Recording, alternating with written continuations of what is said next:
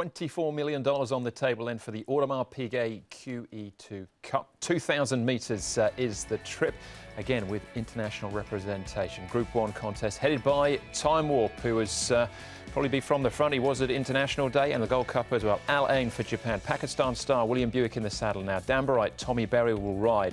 Of the others, we have Pinghai Star, the Derby winner. Joe Moreira jumps on board. Eagle Way, Brett Preble now riding here. Gold Mounts, who's one of 3 in the race for Tony Cruz.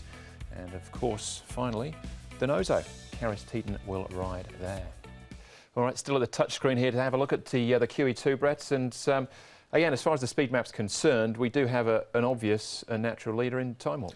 We do, yeah, and he's drawn towards the outside part of the barrier, so short run to the first bend, he's likely to roll forward, try and secure that rail as they head out of the stretch. There's not a lot of opposition, really. Pakistan Star in the Gold Cup was able to kick up and be very close in the run, so potentially he could be sort of looking for the spot behind Time Warp, and maybe Danbarite, the Japanese galloper, might be the one to roll forward. I sort of get the feeling he's not the sit-sprint type. He wants a genuine solid tempo, so he might be outside of Time Warp. Alain might drop him alongside, or there's the potential chance Denozo takes that spot, and Alain is, of course, sitting 1 out and 2 back. Pinghai Star will sit back quiet here.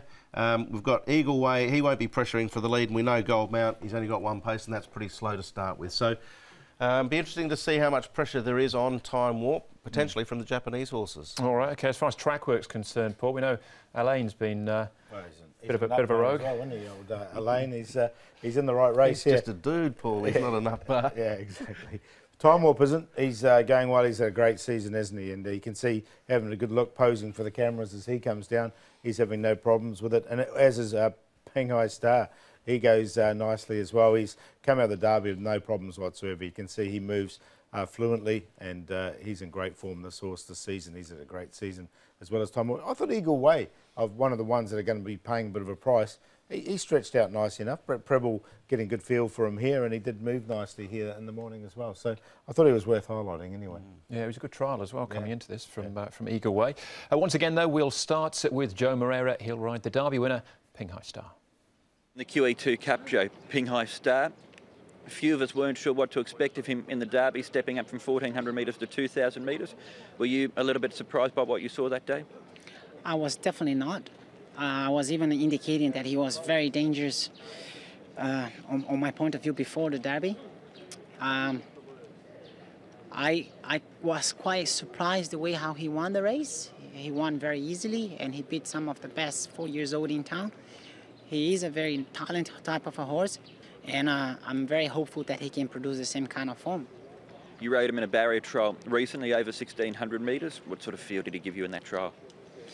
He gave him the feel that he's a very special horse, so hopefully I'm not wrong. Hopefully he can deliver the best form of himself. It is a very tactical race. It's going to be very, very tough, in particular because it seems like there is no pace in the race, and Time Warp, which I target as the main dangers, I think he's going to have such an easy time in front. My horse is not a type of a horse that will be challenging him for pace. So I'm just hoping that the pace is not that slow. If it's not that slow, I think he's going to be flashing home to make the race very interesting. All right, he's come up as early favourite. Some very good horses in this race. He's pretty short for my money at the moment. He is, Andrew, but he looked exceptional in the Derby. We know there's been very good horses win the Derby and then go into the QE2. A number of them over the last 7 or 8 years that have been able to come out and win it. And he's certainly in the category that could achieve it. Yeah, Weather, Ambitious Dragon, Designs on Rome all won this. It's a natural race after the Derby for this horse. And I think he's going to be tough to beat, especially if he reproduces what he did. Pakistan Star went pretty close last year, and he ran second in the Derby. Yeah.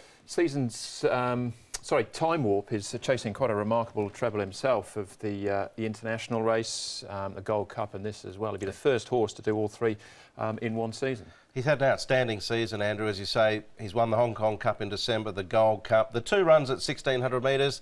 There's been excuses. He's a better horse at the 1.25 miles as opposed to the mile. It's been clear-cut. I think that's been said numerous occasions. I'm not worried about the fact that he finished last outing.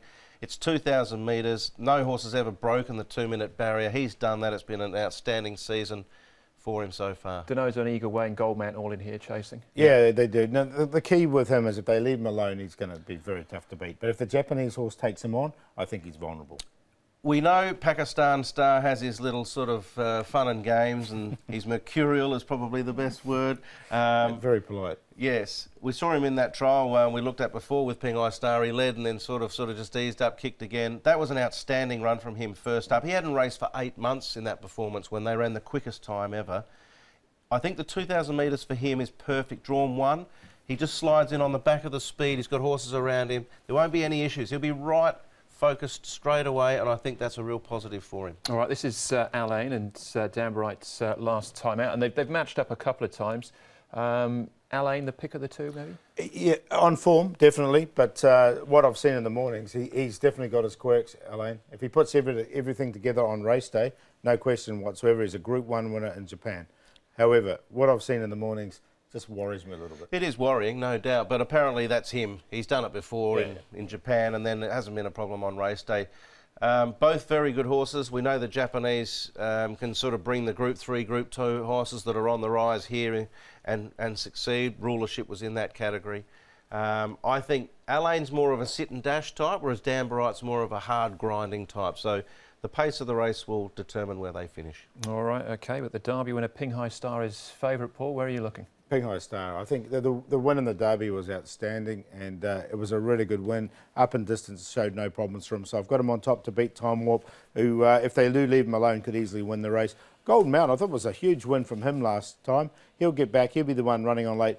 And look, you can't back Pakistan Star with any confidence, but he's obviously got all the ability in the world. 5, 1, 7 and 3, but I think the 5 will win it.